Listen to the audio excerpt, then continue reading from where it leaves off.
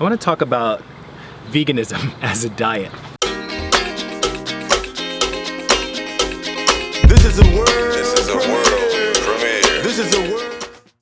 There needs to be a place to have a moral position, to take a moral position about the treatment of animals. And whether that's going to be veganism or not doesn't really matter. So if someone wants to try to redefine veganism, that's fine. It's fine. Because as far as I'm concerned, the way veganism is demonstrated here on YouTube, it's a mixed bag already, right? You have people who see veganism as a way to be popular on YouTube. You have people who see veganism as a way to forward a movement about nonviolence. You have people who are really just focused on animal rights, who don't care about people at all, right? So none of that stuff really matters to me. Talking about veganism as anything other than a set of principles that really discourages the use of animals as far as possible or practicable, I see that as another manifestation of this dominant cultural mode.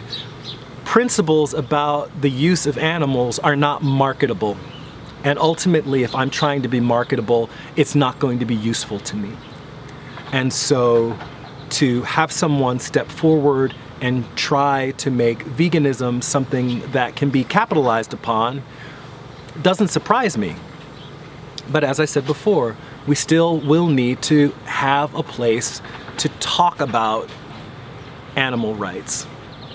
I also want to talk a little bit about some of the responses to two of my recent videos.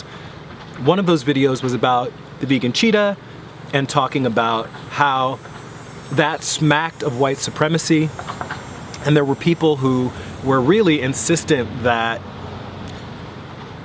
the love of vegan cheetah has nothing to do with his appearance, it has nothing to do with the color of his skin. And you know, I hate to be this way, but come on people, that's bullshit. It has everything to do with how he looks. It has everything to do with the color of his skin. I'm not the person who's making the world about race. I'm not the person who's creating these distinctions. I'm not the person who's creating these categories.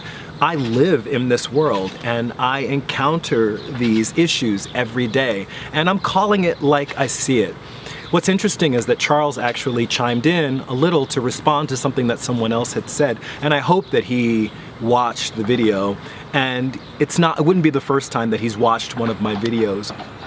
And there was actually a time when Charles was much more into having an analysis of the world and systems of oppression and other things that make the world the way it is. And I really wish that he had chimed in a little bit more about those issues, because I kind of miss that Charles. I miss that version of the vegan cheetah, and who knows, maybe someday we'll get that vegan cheetah back, but you know, regardless, life is the way it is, and he is the person that he is choosing to be right now.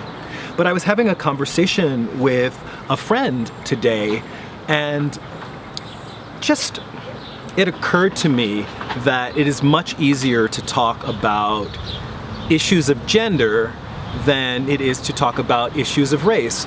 Although those, you know, constructs are as meaningful or meaningless as anyone would want them to be, right? We could say that not everything has to do with gender, but if you're a woman living in this society, I would be hard pressed to meet someone who didn't encounter some form of oppression based on their gender identity. If you're a woman, if you're someone who's not, you know, a cis person, if you're someone who's not a cis male, if you're someone who is like queer identifying, you understand that most of the time you're coming up against barriers because of your gender identity. And the same is true for people based on their race. However, it's just more acceptable to talk about it in terms of gender. And I think what I've realized is we can't imagine a world without women, but I think we can imagine a world without people of color. I think we can't imagine a world without women, but I think it's very easy for some to imagine a world without people of color. That's it for this video. Like it if you like it. Comment, share, subscribe. This is Reg signing off. Love yourself. Peace. And I love myself. The world is a ghetto with big guns and